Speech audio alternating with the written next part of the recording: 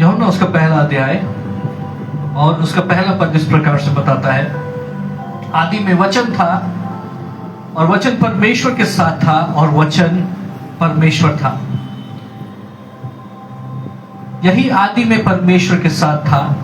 सब कुछ उसी के द्वारा उत्पन्न हुआ और जो कुछ उत्पन्न हुआ है उसमें से कोई भी वस्तु उसके बिना उत्पन्न ना हुई। ये वचन कौन है? वचन बाइबल हमें बताती है कि परमेश्वर का वचन यीशु मसीह है। हालेलुया।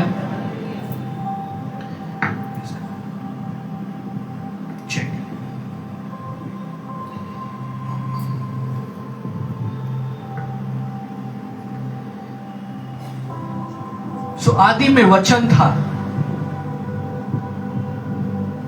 जब कुछ नहीं था और परमेश्वर की आत्मा इस पृथ्वी के ऊपर मंडराती थी, उस समय वचन मौजूद था और वचन परमेश्वर के साथ था और वचन परमेश्वर था।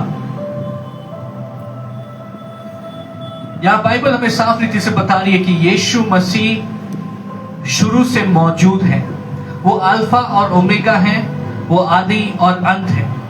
उसमें जीवन था और वह जीवन मनुष्यों की ज्योति थी और ज्योति अंधकार में चमकती है और अंधकार ने उसे ग्रहण ना किया। 9 पद से हम देखेंगे, सच्ची ज्योति जो हर एक मनुष्य को प्रकाशित करती है जगत में आने वाली थी। वह जगत में था और जगत उसके द्वारा उत्पन्न हुआ और जगत ने उसे नहीं पहचाना। हालेलुया। सच्ची ज्योति जो हर एक मनुष्य को प्रकाशित करती है जगत में आने वाली थी। वो जगत में था और जगत उसके द्वारा उत्पन्न हुआ और जगत ने उसको नहीं पहचाना। तो यीशु मसीह कौन है? यीशु मसीह वचन है और यीशु मसीह इस जगत की ज्योति है। हालेलुया। जहां पे ज्योति है वहां पर जीवन है। सो यीशु मसीह इस जगत की ज्योति है, उसके द्वारा हमने जीवन पाया है। ये पूरा संसार उसके द्वारा उत्पन्न हुआ है। 11 पद इस प्रकार से कहता है, वो अपने घर आया और उसके अपनों ने उसे ग्रहण नहीं किया, परंतु जितनों ने उसे ग्रहण किया उसने उन्हें परमेश्वर की संतान होने का अधिकार दिया, अर्थात उन्हें जो उसके नाम पर विश्वास रखते हैं। ये बात बहुत अद्भुत है कि वचन यहां पर यह नहीं कहती कि जितनों ने उसे ग्रहण किया उसने उन्हें परमेश्वर के भक्त होने का या दास होने का या चेले होने का अधिकार दिया, परंतु वचन हमें बताता है जितनों ने उसे कौन? यीशु मसीह को जितने लोगों ने ग्रहण किया उनको क्या अधिकार प्राप्त हुआ? परमेश्वर के बेटे और बेटियां कहलाने का अधिकार। वचन ये भी नहीं कह रहा कि उन्हें सौभाग्य प्राप्त हुआ। वचन कह रहा है अधिकार। आपको पता है अधिकार क्या होता है? जिस चीज को आपको ऑफर किया जाए, आपके पास में एक चुनाव होता है, आप उसको ले या ना ले। और जो ऑफर कर रहा है, जो तोहफा दे रहा है, उसके पास में चुनाव होता है कि वो तोहफा दे रहा है तो तोहफा वो शायद बीच में वापस भी ले ले। लेकिन जब अधिकार होता है तो अगर उस आशीष को आपसे कोई रोकने की भी कोशिश करे, आप उसको हक से ले सकते हैं। हालेलुया। अधिकार का अर्थ होता है कि जिस किसी बात के ऊपर आपको अधिकार है उसको कोई और आपसे छीन नहीं सकता है। अगर कोई और उसको छीनने की कोशिश करेगा तो आप उसके लिए हक से लड़ सकते हैं और उससे वापस छीन सकते हैं। आप कह सकते हैं कि मेरा हक है, मेरा क्या है? अधिकार। It is my right. Hallelujah. आपका अधिकार आपसे कोई नहीं छीन सकता है। वचन हमें बता रहा है जितनों ने यीशु के ऊपर भरोसा किया, जितनों ने यीशु को अपना उद्धारकर्ता जान के ग्रहण किया, स्वर्ग उनको ये अधिकार देता है। हालेलुया। स्वर्ग उनको ये अधिकार देता है कि वो परमेश्वर के बेटे और बेटियां हो जाए। तो हम परमेश्वर के बेटे और बेटियां यूं ही नहीं है, हम अधिकार से उसके बेटे और बेटियां हैं। हम अधिकार से कह सकते हैं और ये सृष्टि उस अधिकार को पहचानती है। Hallelujah, praise the Lord. अपने बगल वाले को बोले अधिकार का इस्तेमाल करो।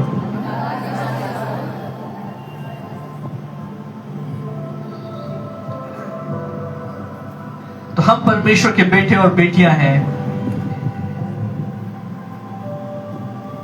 या कोई हल्की बात नहीं, परंतु यह अधिकार हमें दिया गया है। और 13 पद इस प्रकार से कहता है, वे ना तो लहू से, न शरीर की इच्छा से, न मनुष्य की इच्छा से, परंतु परमेश्वर से उत्पन्न हुए। Praise the Lord.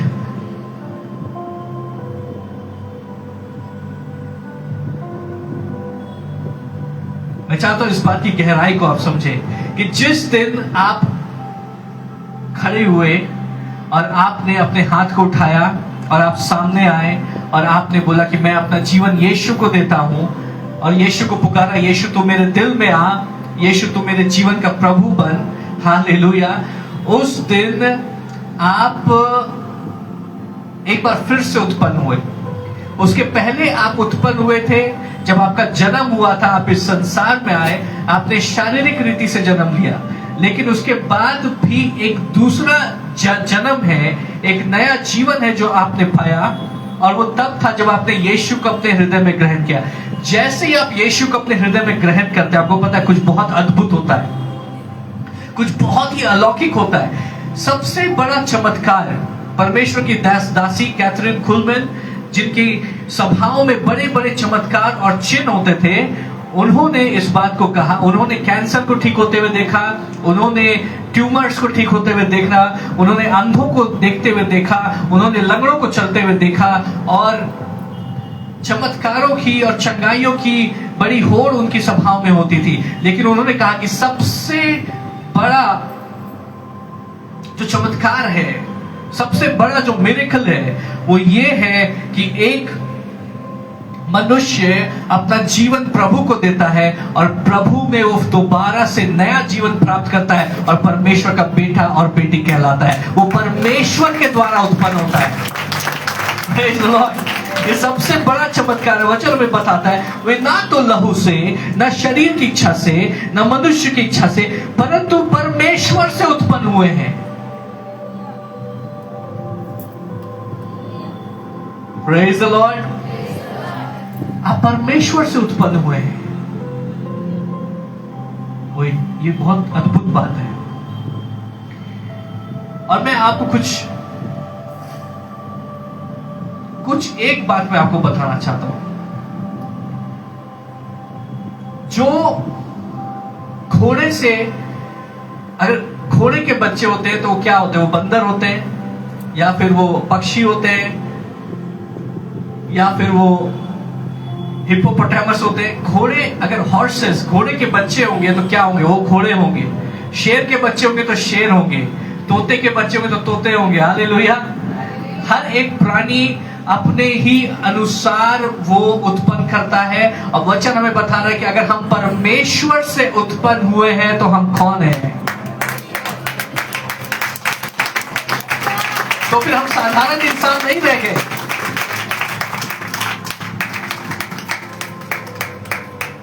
ये इतना बड़ा प्रकाशन है कि आपकी स्तुति छोटी है। वचन में बताता है यू आर गॉड्स। हालेलुया। ये हमारे बाइबल में है। आज ये टॉपिक नहीं है, लेकिन क्योंकि हम जा रहे हैं उस रास्ते से, थोड़ा इधर भी घूमते हुए चलते। वचन में बताता है यू आर गॉड्स, कि परमेश्वर एक है, वो परम ईश्वर है, लेकिन उसके बेटे और बेटियां वो भी ईश्वर है। उनके पास अधिकार है, उनके पास अलौकिक सामर्थ है। जैसा वो है वैसा हम इस संसार में है। अगर वो राजाओं का राजा है तो हम राजा है। हालेलुया। हमें अधिकार करने के लिए, अपने सामर्थ का प्रयोग करने के लिए परमेश्वर ने हमें राज्य करने के लिए बुलाया है। आपकी स्तुति छोटी नहीं होनी चाहिए। आपके जीवन में जो भी परिस्थिति है, आज आप परेशान हैं, आप सोच रहे हैं परिस्थिति मेरे जीवन में इतनी बड़ी है, ये चुनौतियां मेरे जीवन में इतनी बड़ी है, मेरे जीवन में रास्ता नहीं नजर आ रहा है, मेरे जीवन में पहाड़ खड़े हुए हैं। आप उस पहाड़ को कहिए, आप उस परिस्थिति को कहिए, आप उस तूफान को कहिए कि मैं जीवित परमेश्वर याहवे का मैं बेटा और बेटी हूं। मेरे अंदर भी वही सामर्थ्य बहती है जो मेरे पिता में है, और उस सामर्थ्य के द्वारा, उस अधिकार के द्वारा मैं तुम्हें आज्ञा देता हूं कि मेरे रास्ते से हट जाए परिस्थिति, तू बदल जा, अवसर मेरे जीवन में आना शुरू हो जाए, तूफान शांत हो जाए, लहरें शांत हो जाए। जब आप अपने अधिकार का इस्तेमाल करेंगे, आपके जीवन में चीजें बदलना शुरू हो जाएंगी। जब इन बातों को हम समझते हैं तो हमारी विचारधारा बदल जाती है। तब फिर हम विक्टिम मेंटालिटी नहीं रखते हैं कि हम शिकार हैं और संसार हमारा शिकार कर रहा है। वो शैतान एक सींग के समान है जो घूमता रहता है और खोजता रहता है कि किसको पकड़े और खा जाए। हालेलुया। तो हम शिकार के समान डरते हैं कि कहीं वो शैतान घूम रहा है, कहीं हमें पकड़ ना ले, हमें खा ना जाए। वो शैतान बहुत सामर्थी है, वो शैतान जो है वो दुष्टात्माओं का सरदार है। वचन बताता है कि सोना नहीं, जागते रहो, प्रार्थना करते रहो। हालेलुया। वो घूम रहा है और कई विश्वासी डरते हैं, कई विश्वासी घबराते हैं, और हमारी मेंटालिटी होती कि हमारा जीवन, हमारी विचारधारा ऐसी है कि हम शिकार हैं। परिस्थितियां हमारे जीवन को जैसे दिशा देती हैं, हम उससे संघर्ष करते हुए अपने जीवन को जी रहे हैं। और परिस्थिति हमें जैसे फुटबॉल मैच में फुटबॉल को एक जगह से दूसरी जगह पे उड़ाया जाता है, वैसे परिस्थिति हमारे जीवन को उड़ा रही है। कभी हमारा जीवन सही दिशा में चल रहा होता है तो कुछ परिस्थिति आ जाती है, फिर से हम डिस्करेज होने लगते हैं, फिर से हम निराश होने लगते हैं, फिर से कोई चुनौती आ जाती है, फिर से हम उदास होने लगते हैं, और जब तक अपने आप को संभाला तो कुछ और परिस्थिति हमारे जीवन में आ गई। और इस प्रकार से परिस्थितियां हमें एक गेंद की तरह उड़ा रही है। मैं आपको बताना चाहता हूं कि हम परिस्थितियों के शिकार नहीं हैं। We are not victims, we are victors. हम जयवंत लोग हैं।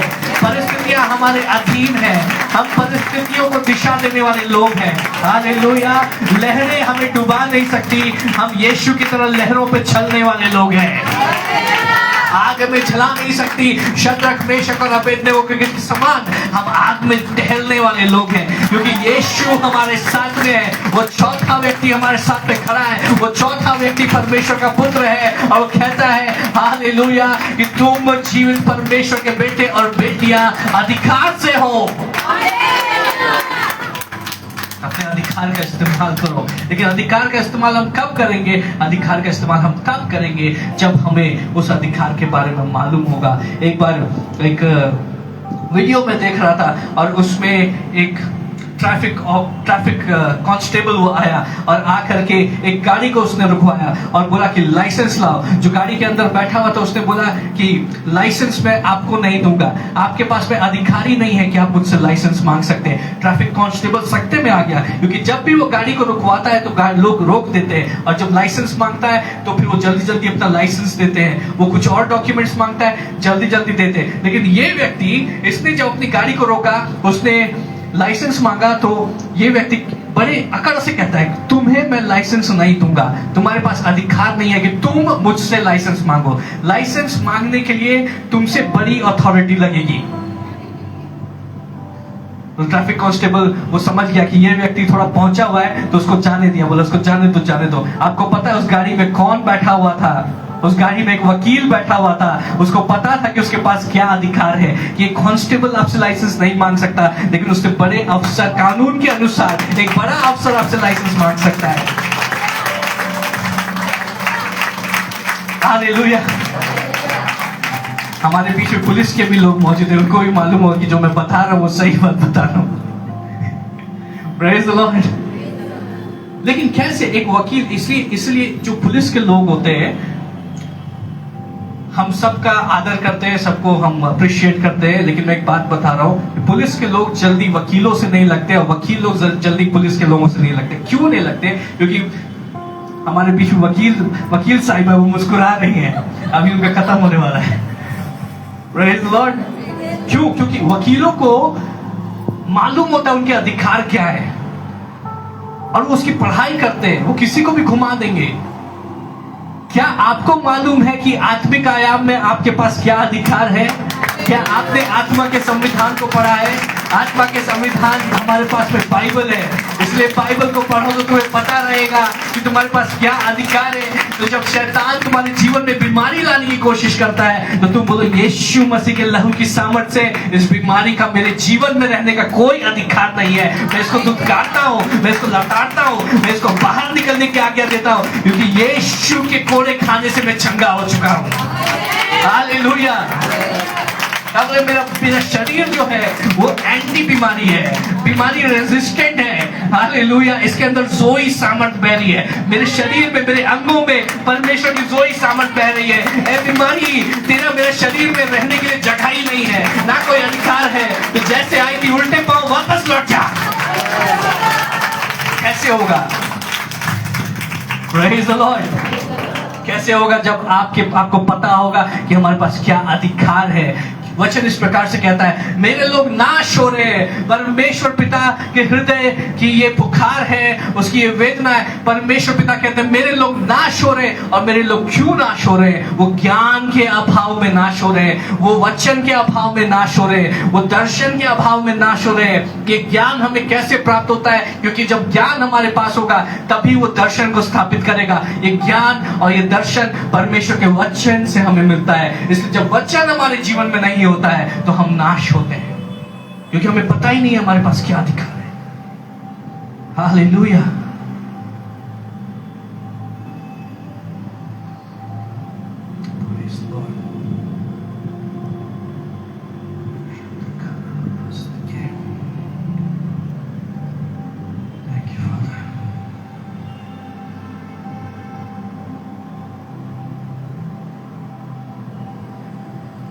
चौदह पद पढ़े।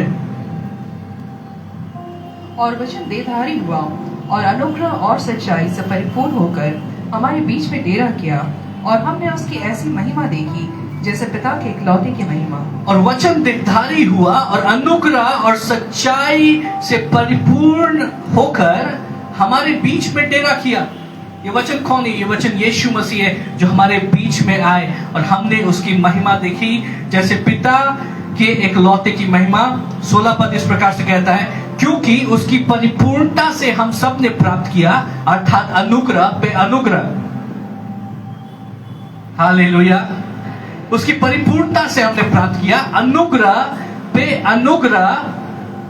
इसलिए कि व्यवस्था तो मूसा के द्वारा दी गई, परंतु अनुग्रह और सच्चाई यीशु मसीह के द्वारा पहुंचे।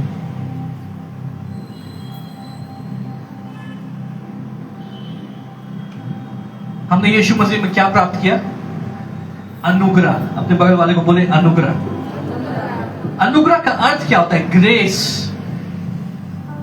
ग्रेस का मतलब होता है अनमेरिटेड फेवर, ऐसी कृपा जिसके लिए आपने कुछ नहीं किया, ऐसी कृपा जो आपको उपहार में मिली, जो वरदान में मिली, उसके लिए आपने कुछ नहीं किया। और इसको समझाने का एक आसान तरीका है कि स्कूल में जब एग्जाम होते हैं तो हर एक एग्जाम के बाद एक प्रमोशन मीटिंग होती है और सारे टीचर्स एक साथ बैठते हैं और जितने भी फेल होने वाले बच्चे हैं उनकी फाइलें निकाली जाती है और देखा जाता है कि कौन सा बच्चा कितने मार्क्स से फेल हो रहा है। और उस मीटिंग में अगर देखते हैं कि कोई बच्चा थोड़े मार्क्स से, 5 मार्क्स से फेल हो रहा है, 10 मार्क्स से फेल हो रहा है, तो टीचर्स उसके ऊपर अनुग्रह करते हैं और कहते हैं कि 10 मार्क्स से इसका साल क्यों बर्बाद हो, हालांकि इसने 10 मार्क्स के लिए कुछ नहीं किया, लेकिन इसको पास करने के लिए हम अपने तरफ से उसको 10 मार्क्स दे देंगे। और जब 10 मार्क्स उसको दिया जाता है तो वो बच्चा पास हो जाता है। हालेलुया। उसका साल बच जाता है, वो फेल नहीं होता, वो पास हो जाता है। उस 10 मार्क्स के लिए उसने कुछ नहीं किया। उसको ग्रेस मार्क्स कहा जाता है। क्यों ग्रेस मार्क्स कहा जाता है? उसने उस कृपा के लिए उसने कुछ नहीं किया, लेकिन फिर भी वो कृपा उसको दे दी गई।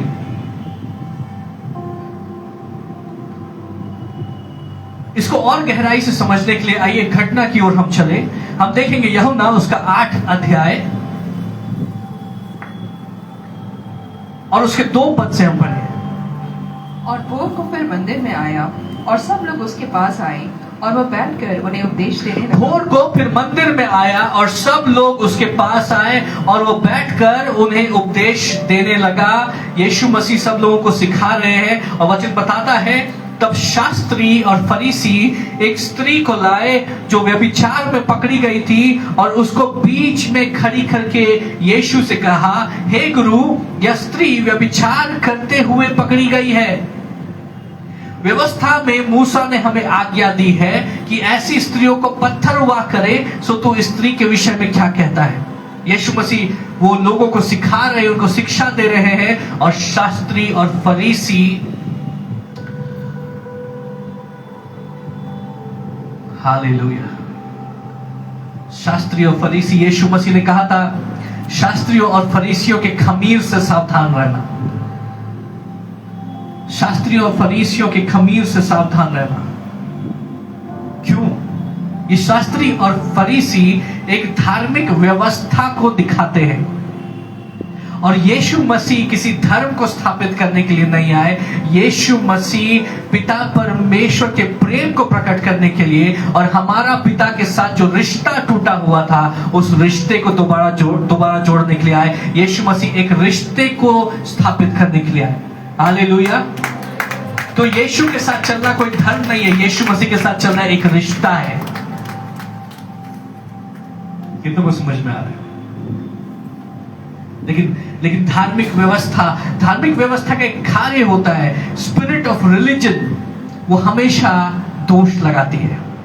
ये काम ठीक से नहीं किया, इस चीज को इस प्रकार से करना था, इस प्रकार से विधियों का पालन करना था, इस प्रकार से व्यवस्था का पालन करना था। और धार्मिक व्यवस्था हमेशा लोगों को बताती है कि तुम क्यों पवित्र नहीं हो और क्यों तुम परमेश्वर से सीधे बातचीत नहीं कर सकते, क्यों तुम इस लायक नहीं हो कि तुम पिता परमेश्वर से सीधे बातें करो, क्यों पिता परमेश्वर तुम्हारी प्रार्थनाओं को सीधे नहीं सुनेंगे, क्यों तुम्हें जरूरत है कि तुम किसी और के द्वारा अपनी प्रार्थनाओं को प्रभु के पास लेकर के जाओ। अलग अलग मध्यस्थों का इस्तेमाल करो। हालेलुया। वो बार बार तुम्हें बताती कि तुम पापी हो, तुमसे पाप हुआ है, तुमसे गलतियां हुई हैं, तुम पिता परमेश्वर की उपस्थिति में जाने के लायक नहीं हो। इसलिए हालेलुया, फलाने व्यक्ति के नाम से प्रार्थना करो, उसके द्वारा प्रार्थना करो। वचन हमें साफ रीति से बताता है कि स्वर्ग और पृथ्वी के बीच में एक ही मध्यस्थ है। Praise the Lord. स्वर्ग और पृथ्वी के बीच में कितने मध्यस्थ हैं? एक मध्यस्थ है। मतलब हमें फलाना संत के नाम से नहीं प्रार्थना करनी है, फलाना व्यक्ति के नाम से नहीं प्रार्थना करनी है, बिशप रोहित के द्वारा नहीं प्रार्थना करनी है, हालेलुया, बेनी हिन के द्वारा प्रार्थना नहीं करनी है। और जितने लोग, स्वर्ग और पृथ्वी के बीच में एक मध्यस्थ है और वो मध्यस्थ यीशु मसीह है। स्वर्ग की सीढ़ी यीशु मसीह है। यीशु मसीह ने मेरे और आपके लिए स्वर्ग से डायरेक्ट कनेक्शन जोड़ दिया है। तो आप सीधे प्रार्थना कर सकते हो और आपकी प्रार्थनाएं परमेश्वर पिता के पास पहुंचेगी। कितना बड़ा सौभाग्य है, कितनी बड़ी आशीष की बात है कि हमें लोगों के पीछे पीछे नहीं भागना है अपनी प्रार्थनाओं को परमेश्वर तक पहुंचाने के लिए। पिता परमेश्वर सीधे हमारी प्रार्थनाओं को सुन सकते हैं।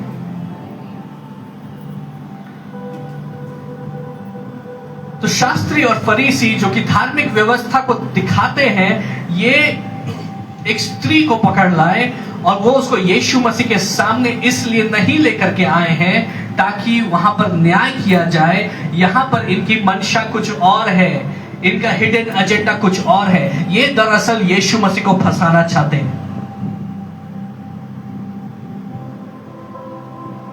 और कहते हैं कि इस स्त्री को व्यभिचार में पकड़ा गया था, और लेकिन ये केवल स्त्री को लेकर के आए हैं। तो क्या ये स्त्री अगर उस व्यभिचार के समय पकड़ी गई तो क्या वो अकेले व्यभिचार कर रही थी या उसके साथ कोई और भी था? क्योंकि अकेले व्यभिचार नहीं किया जा सकता है, उसके साथ में एक पुरुष का होना भी जरूरी था। लेकिन वो पुरुष कहाँ है? स्त्री को पकड़ करके क्यों लाए? मुझे जहां तक लगता है ये शास्त्री और फरीसी में से ही कोई था जो इसको फंसाने के लिए स्त्री के साथ व्यभिचार कर रहा था और फिर इसको पकड़ करके बेशर्मों की तरह ये यीशु मसीह के कदमों में लेकर के आते हैं और उसको फेंक देते हैं और ये आशा कर रहे हैं कि यीशु मसीह या तो उसके ऊपर न्याय करेंगे, इसको मरवाया जाएगा। और जब यीशु मसीह कठोर न्याय करेंगे तो यीशु मसीह के जो करुणा और कृपा और दया दिखाने का भाव है, जो उनके विषय में लोग सोचते हैं, उनका इमेज वो खराब हो जाएगा। तो वो स्त्री को पकड़ करके लाते हैं और यीशु मसीह के सामने उसको फेंक देते हैं, उसको जमीन पर गिरा देते हैं और कहते ये व्यभिचारी है, ये व्यभिचार करते पकड़ी गई है। व्यवस्था में मूसा ने हमें आज्ञा दी है, इस स्त्री के ऊपर दंड की आज्ञा है कि ऐसी स्त्रियों को पत्थरवा करे। सो तू इस स्त्री के विषय में क्या कहता है? 6 पद पढ़े। उन्होंने उसको परखने के लिए यह बात कही ताकि उस पर दोष लगाने के लिए कोई बात पाए। उन्होंने उसको परखने के लिए ये बात कही, उनकी मंशा क्या है। जब भी लोग आपके जीवन में बातों को रखें, हमेशा इस बात को परखें कि जो बात मेरे सामने रखी जा रही है उसके पीछे मंशा क्या है, उसके पीछे एजेंडा क्या है। हालेलुया। और वचन हमें बता रहा है उनकी मंशा थी कि यीशु मसीह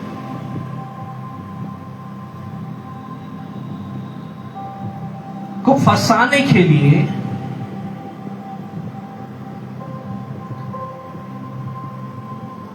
यीशु मसीह को परखने के लिए, यीशु पर दोष लगाने के लिए वो इस पूरे मामले को यीशु मसीह के पास लेकर के आए। क्योंकि अगर यीशु मसीह कहते हैं कि हाँ ये स्त्री दोषी है, इसको पत्थरवा करो, तो लोगों के बीच में ये बात फैल जाएगी कि यीशु मसीह कठोर है। और यीशु ने कहा कि मैं न्याय करने के लिए नहीं आया, परंतु मैं परमेश्वर के अनुग्रह को प्रकट करने के लिए आया। हालेलुया। मैं पापियों को नाश करने के लिए नहीं, परंतु पापियों को बचाने के लिए आया। तो अगर आप किसी को सजा दिलवाना चाहते हैं तो सबसे गलत जगह जहां पर आप उसको सजा दिलवा सकते हैं, जहां पर आप उसको फेंक सकते हैं ताकि उसका जीवन खराब हो जाए, उसका जीवन नष्ट हो जाए, उसको तबाह कर दिया जाए। आपको अगर आप किसी के ऊपर दोष लगाना चाहते हैं तो उसको यीशु के पास मत फेंकिए। हालेलुया। उसको यीशु के चरणों में मत फेंकिए, क्योंकि यीशु के चरणों में कृपा है, यीशु के चरणों में करुणा है, यीशु के चरणों में उद्धार है, यीशु के चरणों में जीवन बदल जाता है। और जो यीशु के चरणों में पहुंच गया, शैतान उसको हाथ नहीं लगा सकता, न शैतान की व्यवस्था उसको हाथ लगा सकती है। वे सब वहां खड़े हैं, बड़ी भीड़ वहां पर मौजूद है। और मैं सोचता हूं उस बेटी के विषय में जिसको कि इन सब चीजों में कैसे वो फंस गई। जरूर उसके जीवन में चुनौतियां रही होंगी, अपनी मर्जी से वो इन सब बातों में नहीं फंसी रही होगी, कुछ बातें हुई होंगी। और जब उसको पकड़ा गया तो उसको कैसी शर्मिंदगी महसूस हो रही होगी, वो शर्मिंदा होगी। और उसको जब यीशु के सामने फेंक दिया गया, वो नीचे देख रही है, वो ऊपर नहीं देख रही है, उसके आंसू बह रहे हैं और वो इंतजार कर रही है। उसको मालूम है कि मैंने गलती की है, मैंने गलती की है, मैंने पाप किया है, मैं अपवित्र हूं और ये सही है कि मेरे ऊपर पत्थरवाह किया जाए। और वो इंतजार करी कि अब यीशु कहेंगे हाँ, इस मूसा की व्यवस्था में लिखा है कि ऐसे लोगों को पत्थरवाह करके नाश कर दो। यीशु कहेंगे इसको पत्थरवाह करो, और फिर पहला पत्थर आएगा और मेरे ऊपर चोट लगेगी, मेरा लहू बहेगा। और वो तैयार हो रही है कि अब कुछ देर में पत्थर मार मार के लोग उसको नाश कर देंगे। वो ऊपर नहीं देख रही है, वो घबराई हुई है, वो डरी हुई है और उसको लग रहा है कि अब मुझे कोई नहीं बचा सकता। वो सहमी हुई है और केवल उसके आंसू बह रहे हैं। भीड़ यीशु को बोल रही है, यीशु बताओ क्या करें, यीशु तू न्याय कर। व्यवस्था कहती है ऐसी स्त्रियों को पत्थरवा करके मार दिया जाए। यीशु कोई जवाब नहीं देते। यीशु धीरे से झुकते हैं। आपको पता है वो बेटी कहां थी? वो बेटी नीचे थी। यीशु मसीह कहां थे? ऊपर थे। लेकिन यीशु मसीह झुके, और जब वो झुके तो उनकी नजरें उस बेटी की नजरों से मिलती है। और जैसे ही यीशु की नजरें उसकी नजरों से मिली, उसने यीशु की नजरों में उस करुणा को देखा, उस अद्भुत प्रेम को देखा, उस अनुग्रह को देखा जो उसके लिए था, जो कह रहा था कि सब कुछ ठीक हो जाएगा, घबराओ नहीं, मैं तुम्हारे साथ हूं और मैं तुम्हें छुटकारा दूंगा। लोग कहते रहे कि इस पे न्याय करो, इसको पत्थर मारो, लेकिन यीशु उनकी बातों को अनसुना कर रहे हैं। यीशु उनकी बातों पे कोई ध्यान नहीं दे रहे और यीशु वहां पर झुक करके मिट्टी में कुछ लिखना शुरू करते हैं, अपनी उंगली से मिट्टी पर कुछ ना कुछ लिखना शुरू करते हैं। आपको पता है ये फरीसी ये ऐसे मूर्ख हैं कि उस व्यवस्था को लेकर के यीशु के पास आए हैं, यीशु को फंसाने के लिए, जिस व्यवस्था को खुद यीशु ने लिखा है।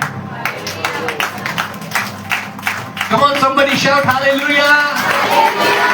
आपको मालूम है व्यवस्था कैसे लिखी गई? मूसा परमेश्वर के पहाड़ पर चढ़े और परमेश्वर ने उन 10 आज्ञाओं को हालेलुया उस पत्थर पर अपनी उंगली से लिखा। वो उंगली किसकी थी जिसने उन 10 आज्ञाओं को लिखा? वो उंगली किसकी थी जिसने व्यवस्था को लिखा? वो उंगली यीशु की थी। और ये फरीसी इतने नादान है, ये फरीसी इतने मूर्ख है कि जिसने व्यवस्था को लिखा है उस व्यवस्था को उठा करके वो उसी को फंसाने चले हैं। जो अपनी उंगली से व्यवस्था को लिखता है वो फिर से लिखकर उस व्यवस्था को बदल भी सकता है। हालेलुया। आज हो सकता है शैतान आपके जीवन के ऊपर दोष लगा रहा है। शैतान कह रहा है कि हाँ, इन लोगों ने पाप किया है, इन लोगों के जीवन में गलतियां हुई हैं, जिसके कारण व्यवस्था इनके विरुद्ध है, इनके ऊपर दंड की आज्ञा है, इनके जीवन के ऊपर श्राप की आज्ञा है, इनके जीवन में बदहाली की आज्ञा है, इनके जीवन के ऊपर बीमारी की आज्ञा है। लेकिन शैतान यीशु के सामने व्यवस्था लेकर के मत जाना, क्योंकि मेरा यीशु व्यवस्था को लिखने वाला है।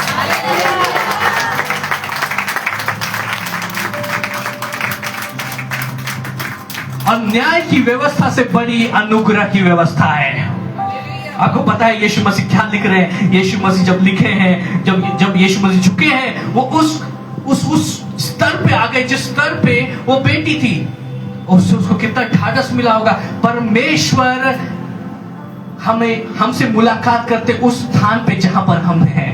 अगर आप डिप्रेशन में हैं, आप अंधकार में हैं, आप निराशा में हैं, घबराइए नहीं, क्योंकि यीशु आप जहां हैं वहां पर आकर के आपसे नजरों से नजरें मिलाएंगे और आपके स्तर से आपको गले लगाकर वो आपको उठाएंगे।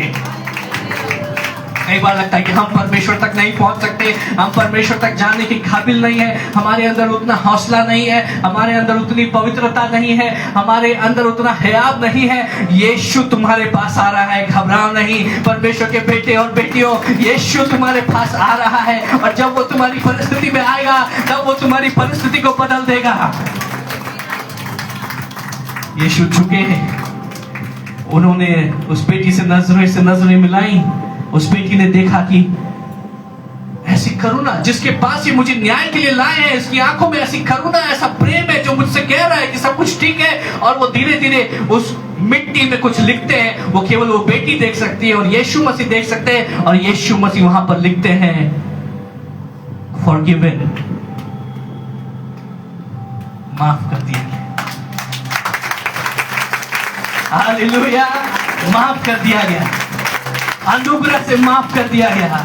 आज यीशु तुम्हारे लिए लिख रहे हैं। आज आप यहाँ पर मौजूद है और परमेश्वर का आत्मा जब मैं इस मैसेज को तैयार कर रहा था, उसने कहा कि मेरे दास रोहित सुन, मेरे बेटे और बेटियों को शैतान बार बार कह रहा है कि तू परमेश्वर में आगे नहीं बढ़ सकता, तू परमेश्वर में आगे नहीं बढ़ सकती, क्योंकि तुम्हारे हालेलुया तुम्हारे पास्ट में जो गलतियां हैं, तुम्हारे जीवन में जो गलतियां हैं, वो गलतियां तुम्हारे ऊपर एक भार के समान है, एक बोझ के समान है, जो तुम्हें परमेश्वर से अलग करती है और तुम कभी भी परमेश्वर में बढ़ नहीं पाओगे। लेकिन यीशु ने कहा उनको जाकर के बताना कि मेरा अनुग्रह उनकी गलतियों से बड़ा है और मेरे अनुग्रह के द्वारा मैंने उनको क्षमा कर दिया है। हालेलुया। आपकी कोई भी गलती इतनी बड़ी नहीं है कि वो आपको परमेश्वर से दूर कर दे, वो आपको परमेश्वर से अलग कर दे। आप जहां भी हैं, परमेश्वर आपके पास आ रहे हैं, यीशु आपके पास आ रहे हैं। हमने उसमें अद्भुत परमेश्वर की महिमा देखी और यीशु में हमने अनुग्रह ही नहीं प्राप्त किया परंतु अनुग्रह पे अनुग्रह प्राप्त किया।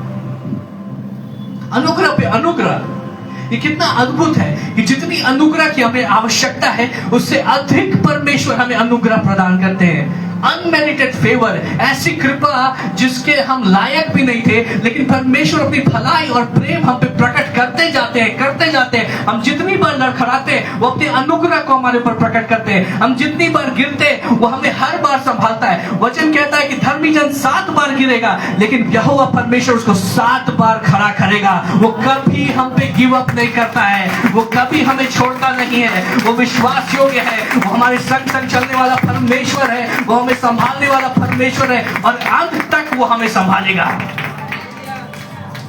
God has not given up on you. परमेश्वर ने आपको नहीं छोड़ा है, परमेश्वर ने आपको नहीं त्यागा है। परमेश्वर अभी भी कह रहे हैं ये मेरा बेटा और बेटी है, ये मेरा प्रिय बेटा और बेटी है, इससे मैं प्रेम करता हूं, मेरा अनुग्रह इनके लिए काफी है। यीशु मसीह लिखते हैं forgiven, माफ कर दिया गया।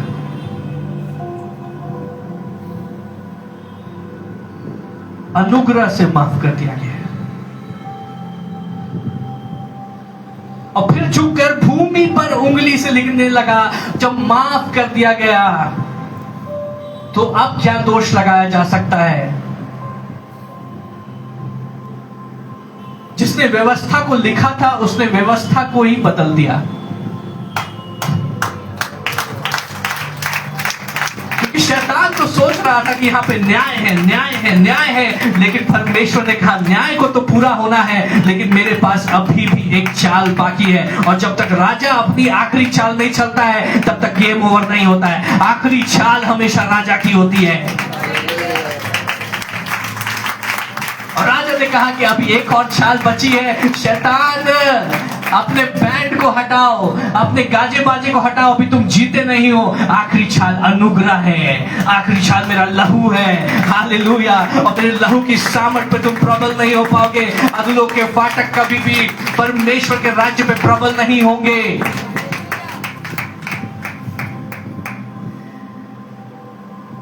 अनुग्रह, लेकिन जब अनुग्रह है तो क्या न्याय पूरा नहीं होगा? क्योंकि वचन हमें बताता है that righteousness and justice are the foundations of his throne, कि परमेश्वर के सिंहासन की नींव वो धार्मिकता और न्याय पर आधारित है। तो अगर परमेश्वर यूं ही न्याय को पूरा ना होने दे तो ये बात उनके व्यक्तित्व के विरुद्ध है। क्या परमेश्वर तू न्याय को अनदेखा कर रहा है? तू क्या ये कह रहा है कि मेरे बेटे और बेटियों को बचाने के लिए मैं न्याय की व्यवस्था को पूरा नहीं होने दूंगा?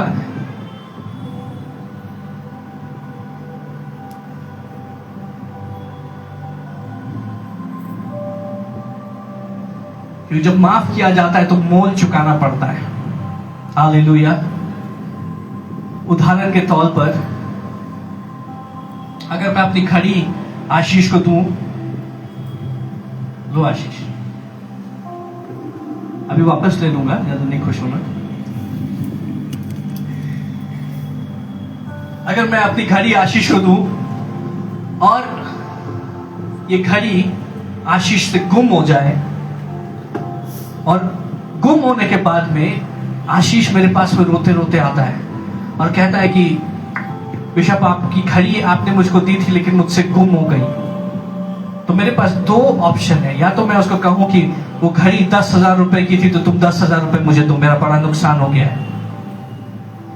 वो नुकसान 10,000 रुपए का है। या फिर मैं उसको कहूं कोई बात नहीं आशीष, क्योंकि मैं तुमसे इतना प्रेम करता हूं तो मैं तुम्हें अनुग्रह देता हूं, मैं तुम्हें माफ करता हूं। हालेलुया। सुनिए, अगर मैं उसको माफ कर दूं, अगर मैंने उसको माफ नहीं किया तो उसके मोल का भार किसके ऊपर पड़ेगा? आशीष के ऊपर। आशीष को फिर वो 10,000 रुपए देने, फिर उसको सोचना होगा कैसे मैं उस 10,000 रुपए की व्यवस्था करूं, कैसे मैं बिशप को दूं। और अगर मैं उसको माफ कर देता तो वो आजाद हो गया, वो बोलेगा कि प्रभु तेरा धन्यवाद, मुझको इतने अच्छे बिशप दिए कि उन्होंने मुझको माफ कर दिया, मुझसे कितना प्रेम करते, वो आनंदित हो जाएगा। लेकिन उसका नुकसान किसी को भरना होगा, उसका नुकसान किसी को उठाना होगा। तो अगर 10,000 का नुकसान आशीष ने उठाया तो किसने उठाया? जिसने माफ किया उसने उठाया।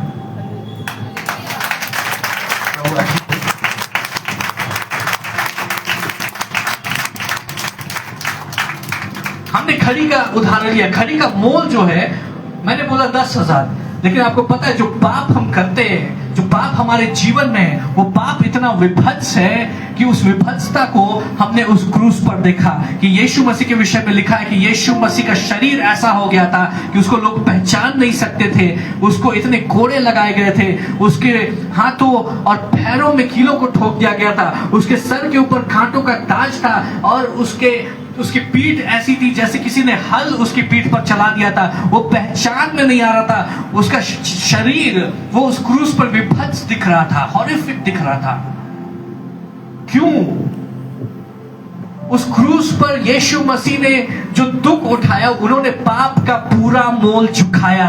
इसलिए आज हम देखते हैं कि बीमारी से लोग तड़पते हैं क्योंकि पाप का मोल भारी है। इसलिए हम देखते हैं कि घर टूटते हैं तो परिवार संघर्ष करता है, परिवार हालेलुया उसको तकलीफों में से होकर गुजरना पड़ता है क्योंकि पाप विभत्स है, पाप हॉरिफिक है। लोग बदहाली में है, लोग परेशानी में है। पाप डरावना है। वचनों में बताता है पाप का मोल मृत्यु है। एक घड़ी का मोल, उसके लिए माफ करना वो शायद आसान है, उसके मोल को चुकाना आसान है, लेकिन पाप का मोल, और वो भी पूरे जगत के पापों का मोल, वचन कहता है पाप का मोल मृत्यु है। यीशु ने कहा कि उस पाप के मोल को मैं चुकाऊंगा। इस बेटी के पाप का, इस बेटी के अधर्म का, इससे जो गलतियां हुई, जाने अनजाने में इससे जो गलतियां हुई, उसका मोल मैं चुकाऊंगा। और क्योंकि मैं मोल चुकाऊंगा इसलिए मेरे पास वो सामर्थ है कि मैं माफ कर सकता हूं, मैं अनुग्रह प्रदान कर सकता हूं। और क्योंकि मोल चुकाया जाएगा तो न्याय भी पूरा होगा और अनुग्रह का कार्य भी पूरा होगा। एक ही व्यक्ति है इस पूरी सृष्टि में जो हम पर अनुग्रह कर सकता है और वो केवल यीशु है, क्योंकि यीशु ने अपने लहू से हमारे पापों का मोल चुकाया है। यीशु को मालूम था, जब यीशु ने उसकी आंखों में देखा तो यीशु ने कहा मत घबराओ, क्योंकि तुम्हारे ऊपर पत्थरवार नहीं किया जाएगा। उस पत्थरवार को मैं झेल लूंगा, उस शर्मिंदगी को मैं उठा लूंगा, उस कांटों के ताज को मैं उठा लूंगा, उस कीलों को मैं अपने हाथों में ले लूंगा। बेटी, मैं तुमसे इतना प्यार करता हूं कि मैं तुम्हें अपनी धार्मिकता देता हूं और मैं तुम्हें क्षमा करता हूं। जाओ, तुम आजाद हो।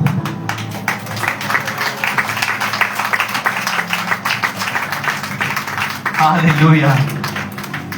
और यीशु मसीह वहां लिख रहे हैं फॉरगिवन, माफ किया गया। और जब यीशु रेत पर लिखते हैं तो स्वर्ग में रिकॉर्ड किया जाता है।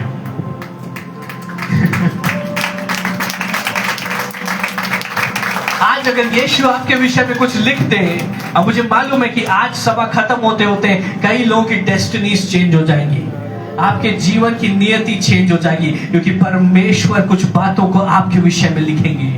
वो कहेंगे फॉरगिवन, माफ किया गया। लेकिन फिर संसार को कौन उत्तर देगा? क्योंकि संसार तो वहां मौजूद है और संसार जो है वो हमेशा तुम्हें नीचे करने के लिए मौजूद रहेगा, हमेशा तुम्हें गिराने के लिए मौजूद रहेगा, हमेशा तुम्हें दबाने के लिए मौजूद रहेगा। वो हमेशा रहेगा और कहेगा तुमसे कभी कुछ नहीं होगा, तुम कभी कामयाब नहीं होगे, ये जो तुम नया बिजनेस कर रहे हो ये फेल हो जाएगा, तुम कभी भी अपने जीवन में उन्नति को नहीं देखोगे, तुम्हारा परिवार हमेशा नीचे ही रहेगा, तुम ज्यादा उड़ने की कोशिश नहीं करो, तुम ज्यादा बड़े बढ़ने की कोशिश मत करो। और शैतान बार बार संसार तुम्हारे ऊपर दबाव को बनाता रहेगा, वो तुम पे दोष लगाता रहेगा, तुम में ये खामियां हैं, तुमसे ये गलतियां हुई हैं, तुम अभी अच्छा बनने की कोशिश कर रहे हो लेकिन तुमने इतनी गलतियां कर दी है। ये संसार उस शैतान के द्वारा बार बार तुम्हारे ऊपर इल्जाम को लगाने की कोशिश करेगा। और संसार मौजूद है, वो बड़ी भीड़ वहां पर मौजूद है। और यीशु को कह रही है, यीशु आप बोले, हम क्या करें, हम इसको पत्थर मारना चाहते हैं। और यीशु मसीह कुछ नहीं बोले। कई बार चुप रहना बहुत अच्छी स्ट्रैटेजी है। कई बार चुप रहना बहुत अच्छा होता है। Praise the Lord. जब लोग आपके विरुद्ध में बोल रहे हैं जब लोग आपकी निंदा कर रहे हैं, जब लोग आपको नीचा दिखाने की कोशिश कर रहे हैं, जब लोग आपके बारे में अफवाहों को उड़ा रहे हैं, आप कुछ मत बोलिए, क्योंकि आपको लोगों के सामने सफाई देने की जरूरत नहीं है। परमेश्वर आपकी ओर से आपके केस को लड़ेंगे और परमेश्वर आपकी धार्मिकता को सिद्ध करेंगे। आपकी ओर से बोलने वाला परमेश्वर है, इसलिए हमें चुप रहना अच्छा है। Praise the Lord।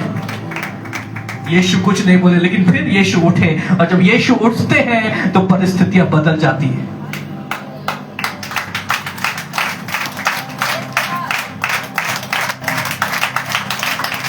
हालेलुया। मेरी प्रार्थना है कि आज यीशु आपकी परिस्थिति में उठे, आज यीशु आपकी परिस्थिति में उठे। और ये अद्भुत है कि यीशु ने पहले भीड़ से बातें नहीं की, क्योंकि जो बातें यीशु ने भीड़ से कही वो पहले कह सकते थे और फिर उस बेटी को सांत्वना दे सकते थे, लेकिन यीशु ने चुनाव किया कि पहले मैं अपनी बेटी को संभालूंगा, फिर इस भीड़ से निपटूंगा।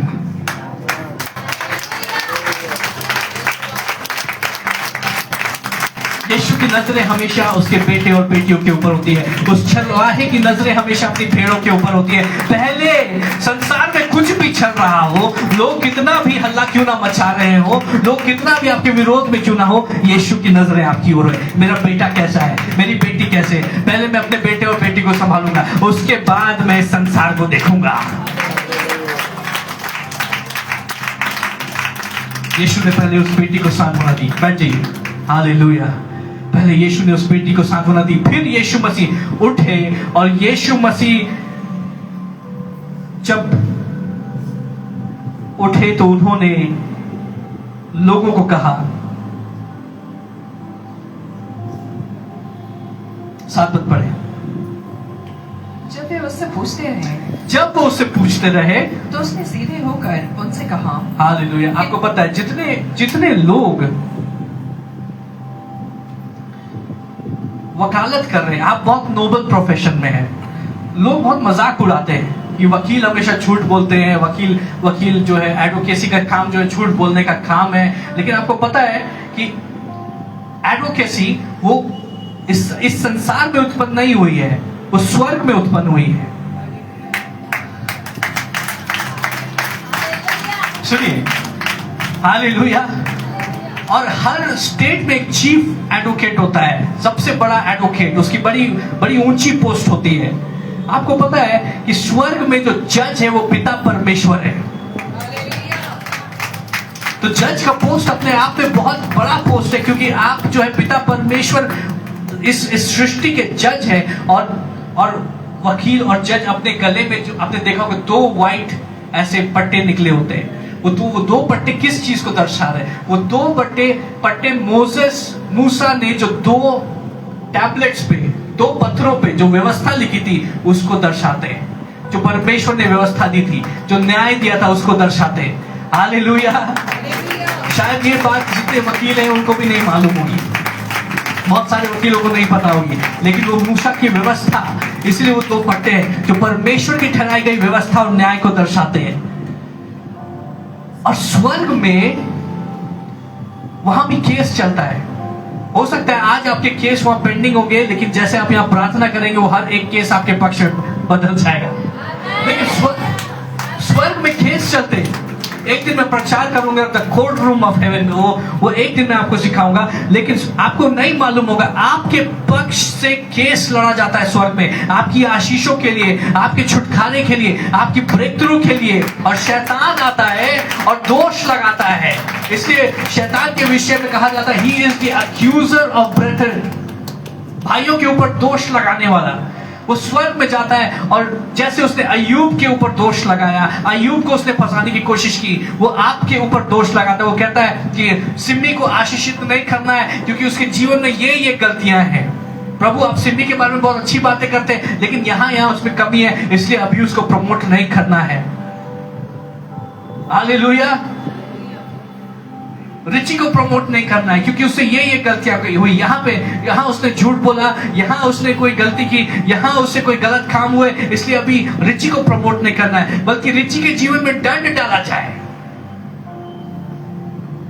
और शैतान आकर के दोष लगाता है और दोष लगाता है, वो आपकी आशीषों के रास्ते में खड़ा होता है। लेकिन आपको पता है कि स्वर्ग में हमारे लिए एक एडवोकेट है जो हमारी ओर से केसेस को लड़ता है, और वो ऐसा एडवोकेट है जो एक बार कुछ बोलता है तो उसकी बात को कोई काट नहीं सकता। वो बेस्ट ऑफ द बेस्ट है, सबसे अच्छा, सबसे बेहतरीन, जो कभी नहीं हारा है, और हमारी ओर से लड़ने वाला एडवोकेट यीशु मसीह है।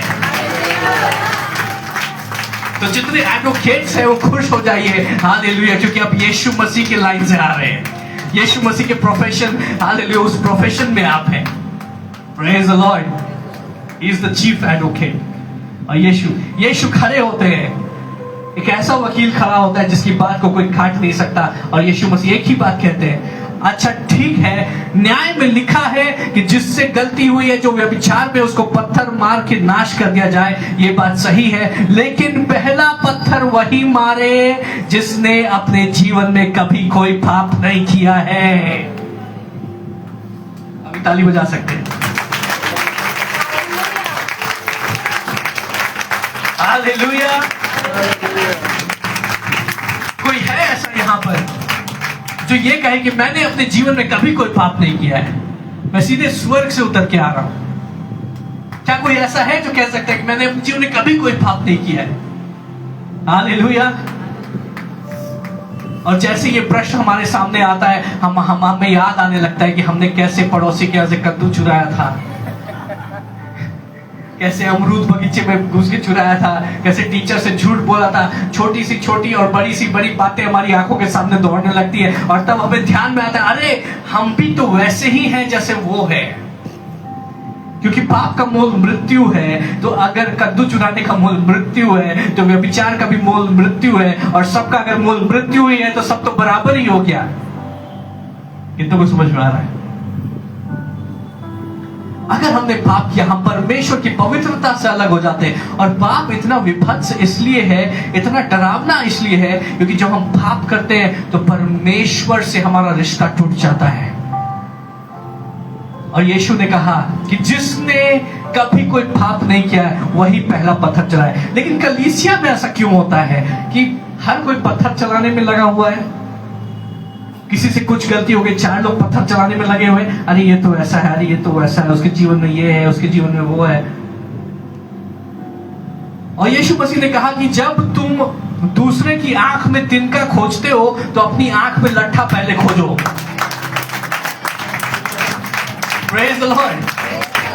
तुम दूसरों के ऊपर दोष लगाते हो, पहले अपनी आंख में देखो। आपको मालूम है कि आपके जीवन में जो आपका सबसे बड़ा प्रतिद्वंदी है वो कोई और नहीं होना चाहिए, वो आप खुद होने चाहिए। अगर आप ये सोच रहे हैं कि दूसरों को नीचा दिखा के मैं ऊपर उठ जाऊंगा, तो आपकी गलतफहमी है। अगर आपको सही में ऊपर उठना है तो आपको अपने आप को खुद ही क्रिटिसाइज करना होगा, खुद अपने सबसे बड़े क्रिटिक बने। हालेलुया। दाऊद कहता है कि प्रभु तुम मुझे जांच, वो हर दिन प्रार्थना करता है और बोलता है प्रभु तुम मुझे जांच और मुझे बता, अगर मेरे जीवन में कोई खामियां है तो उन बातों को तुम मुझ पे प्रकट कर, ताकि उन बातों को मैं अपने जीवन से दूर कर सकूं। और ये हर विश्वासी की प्रार्थना होनी चाहिए। हर दिन प्रभु की उपस्थिति में जब आप बैठते तो अपने जीवन को जांचें और अपने सबसे बड़े आप क्रिटिक बने। आपको पता है क्रिटिक कौन होता है? जो कमियां निकालता है। हालेलुया।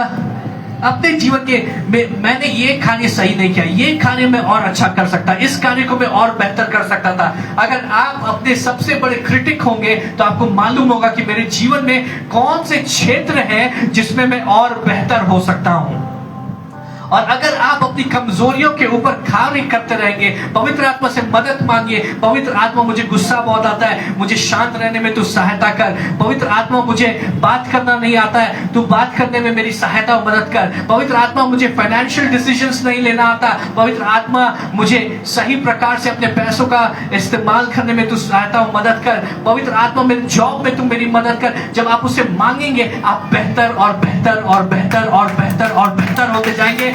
जैसे आप और बेहतर होंगे आपकी आशीषों का स्तर भी बढ़ता जाएगा। तो लोग बढ़ नहीं पा रहे क्योंकि लोग ज्यादातर दूसरों को नीचा दिखाने की कोशिश करते हैं। अरे हम यहां गिरे हैं तो तुम कैसे ऊपर जाओगे? हम तो जाएंगे, तुमको भी लेते जाएंगे। हालेलुया। क्योंकि अगर तुमको मैं अपने से नीचे खींच दूंगा तो मुझे कम से कम ये तसल्ली तो रहेगी कि मैं लास्ट नहीं हूं, मैं सेकंड लास्ट हूं, मैं थर्ड लास्ट हूं, मेरे से भी नीचे कुछ लोग हैं। हालेलुया।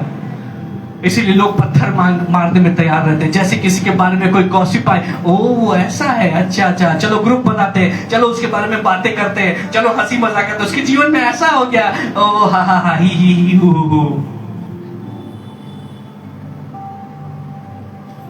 ऐसे लोग अपने जीवन में कभी आगे नहीं बढ़ेंगे। वो जिस स्तर में है वहीं पर रहेंगे, वहीं जूझते रहेंगे, वहीं संघर्ष करते रहेंगे। लेकिन जिन्होंने प्रभु के हाथ को थाम लिया और जिन्होंने प्रभु को बोला, प्रभु तू मेरे जीवन का प्रभु है, तू मुझे बता मुझ में क्या कमियां हैं, तू मुझे बता प्रभु कि मुझे किन बातों में सुधार करना है, मैं उन बातों पे खरे करूंगा। वो महिमा से महिमा तक बढ़ते जाएंगे। हालेलुया। उनके जीवन में अभिषेक बढ़ता जाएगा क्योंकि वो बदलते जा रहे हैं।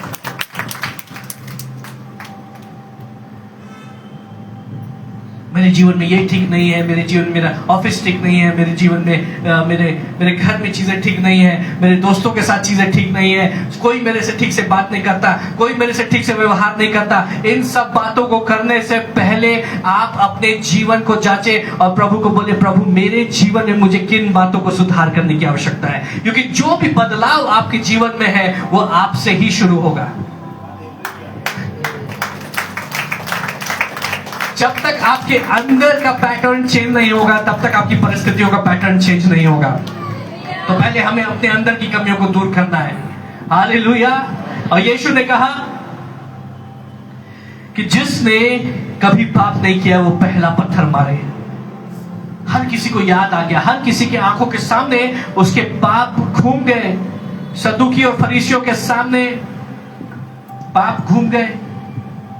उनको याद आ गया उन्होंने कब कब व्यभिचार किया, उनको याद आ गया कब कब उन्होंने पैसों का गबन किया, उनको याद आ गया कब कब चर्च की जमीन को बेच दिया, उनको याद आ गया हालेलुया कब कब पैसों को इधर उधर किया, कब कब लोगों को झूठी गवाही देकर के फंसाया। और हर कोई धीरे धीरे करके वापस जाने लगा। जो इल्जाम लगाने आए थे उनको रुखसत होने के लिए बोलना भी नहीं पड़ा, वो खुद ही अपनी तशरीफ उठा के चल दिए। परमेश्वर जब आपकी ओर से आपका केस लड़ने के लिए खड़े होंगे, आपको किसी को कुछ बोलने की आवश्यकता नहीं पड़ेगी। आपके विरोधी अपने आप अपना मुंह छिपा के भाग जाएंगे।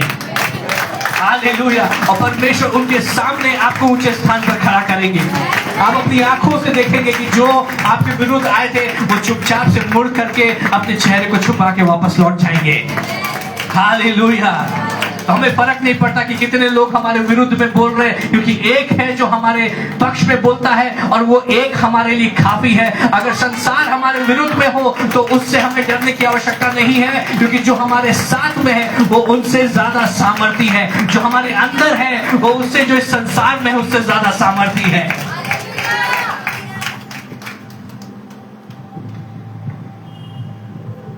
और जो हमारे पक्ष में है वो कहता है कि तुमसे गलतियां हुई, लेकिन तुम्हारी गलती करने के पहले मैंने तुमसे इतना प्रेम किया कि तुम्हारी गलतियों का मोल मैंने पहले ही चुका दिया। हालेलुया। एक वचन हम देखेंगे। हालेलुया।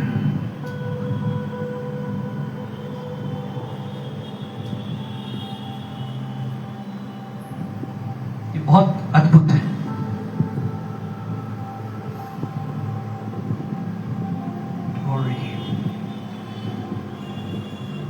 हम देखेंगे प्रकाशित वाक्य 13 अध्याय और उसका 8 पद।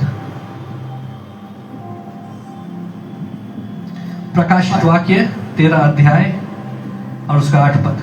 और पृथ्वी के वे सब रहने वाले जिनके नाम उस मेमने की जीवन की पुस्तक में लिखे नहीं गए, जो जगत की उत्पत्ति के समय से घात हुआ है। हालेलुया। कौन कौन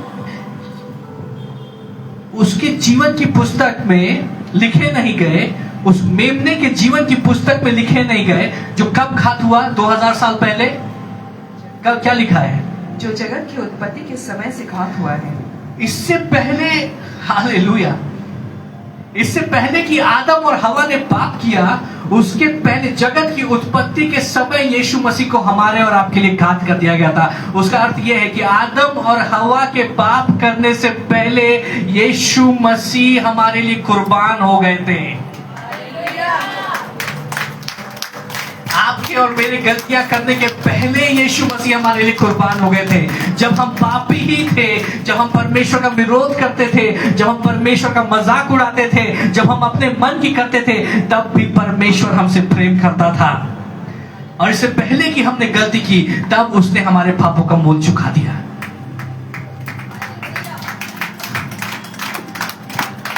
Come on, somebody shout hallelujah। ऐसा अद्भुत परमेश्वर। कई लोग बोलते हैं कि अगर परमेश्वर को पता था कि आदम और हवा पाप करेंगे तो उनको आदम की वाटिका में रखा ही क्यों? परमेश्वर ने उनको वहां पर रखा क्योंकि परमेश्वर ने हमें चुनाव करने का अधिकार दिया है। लेकिन ये बात भी सत्य है कि आदम और हवा पाप करेंगे, ये बात परमेश्वर को पता थी और जगत की उत्पत्ति के पहले उस पाप का मोल यीशु मसीह ने चुका दिया था।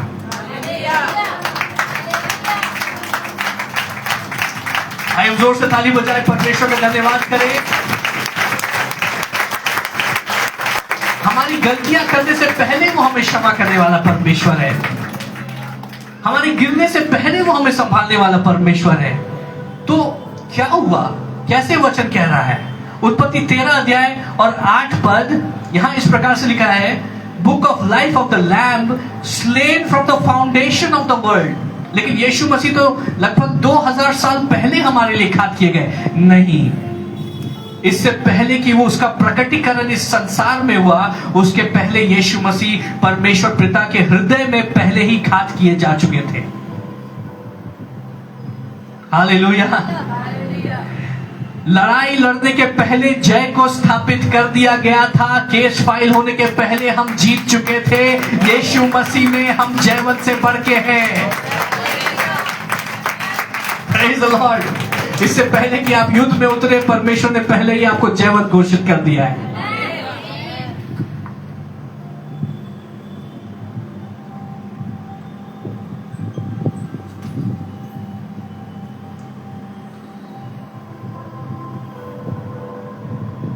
आगे ना जाएंगे।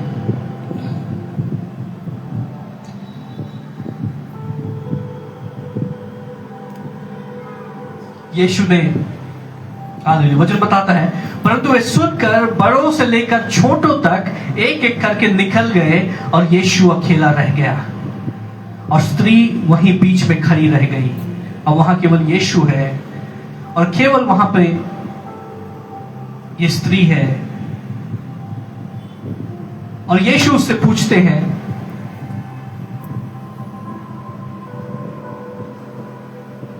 हे नारी वे कहां गए? क्या किसी ने तुझ पर दंड की आज्ञा ना दी? अभी तो चिल्ला रहे थे तो मारेंगे मारेंगे, पत्थर मारो। यीशु पूछते कहां गए? किसी ने तुम पे पत्थर नहीं मारा? वो बोलती है नहीं प्रभु, किसी ने मुझ पर पत्थर नहीं मारा। और वो ये जान रही है कि अगर कोई पत्थर मार सकता है तो केवल यीशु है, क्योंकि वे सब तो पापी थे लेकिन यीशु वो निष्पाप है, वो खुद परमेश्वर है। और यीशु बोलते हैं क्या किसी ने तुझ पे पत्थर नहीं मारा? वो बोलते नहीं। तो यीशु बोलते हैं जो सही में पत्थर मार सकता था, वो कहता है जाओ, मैंने भी तुम्हें माफ किया। हालेलुया। यीशु ने कहा मैं भी तुझ पर दंड की आज्ञा नहीं देता। क्या अद्भुत बात है कि जब हमें मालूम है हमने गलती की है, हम दंड के भागीदार, हमें दंड मिलना चाहिए, हमसे गलतियां हुई हैं और परमेश्वर हमसे नाराज होना चाहिए। लेकिन परमेश्वर हमारी ओर देख के कहते जाओ, मैं तुमसे नाराज नहीं, मैं तुमसे प्रेम करता हूं और मैं तुम्हें सजा नहीं दूंगा, मैं तुम्हें अनुग्रह दूंगा। मैं चाहता हूं कि तुम आशीषों में बढ़ो। यीशु कहते हैं मैं भी तुझ पर दंड की आज्ञा नहीं देता, जा और फिर पाप न करना।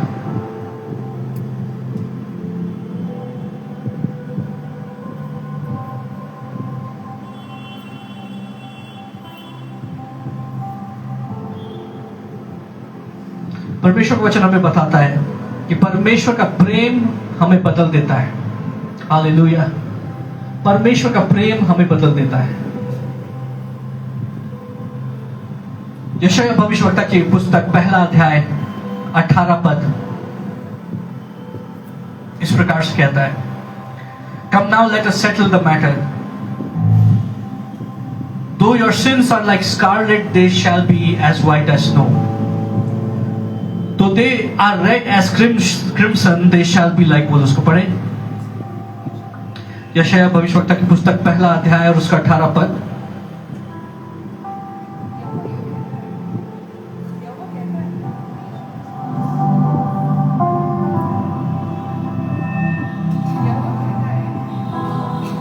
क्या हो गया?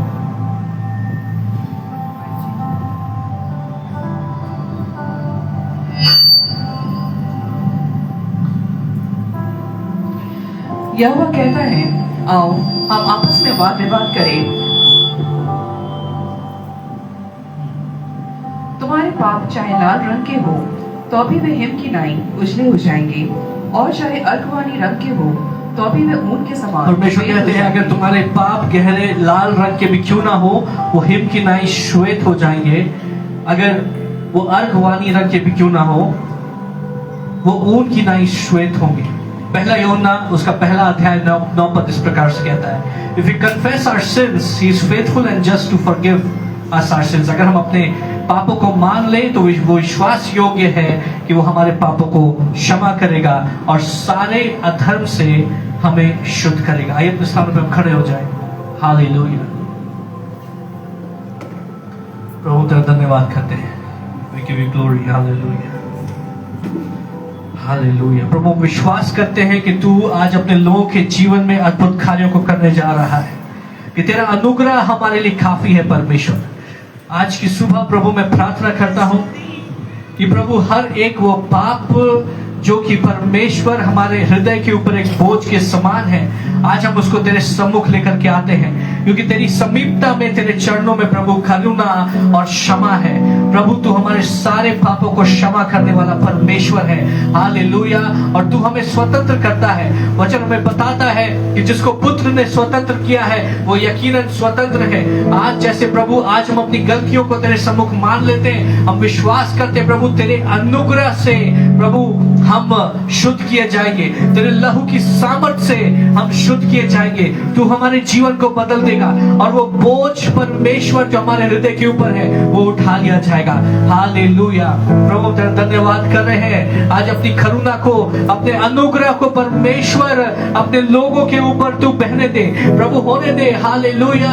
कि आज हमारे हृदयों का एक नवीनीकरण होने पाए, एक नया जीवन हम प्राप्त करें। हालेलुया। हर एक बोझ उठा लिया जाए। तेरा वचन बताता है जो कोई मसीह में है वो एक नई सृष्टि है। प्रभु आज तेरे लोग जैसे तेरी समीपता में आ रहे हैं, जैसे आज हम अपने गुनाहों को कबूल करते हैं और प्रभु उसका भार तुझे सौंपते हैं और तेरे अनुग्रह को हम कबूल करते हैं, तेरी कृपा को हम प्रभु रिसीव करते हैं।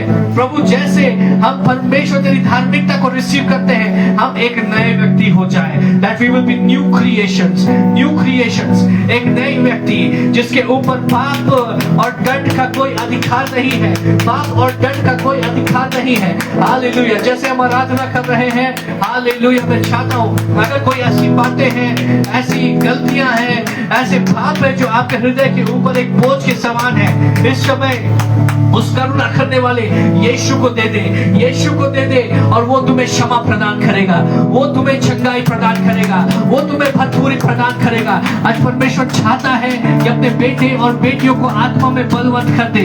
आइए समय जैसे आराधना में जा रहे हैं हम, हालेलुया, अपने जीवन की हर एक बातों को उसको समर्पण करें। Let's worship. मेरा पिता है कामिल खुदा, नजरे मेरी तुझ पर रहे, यही दुआ। मेरा पिता है कामिल खुदा,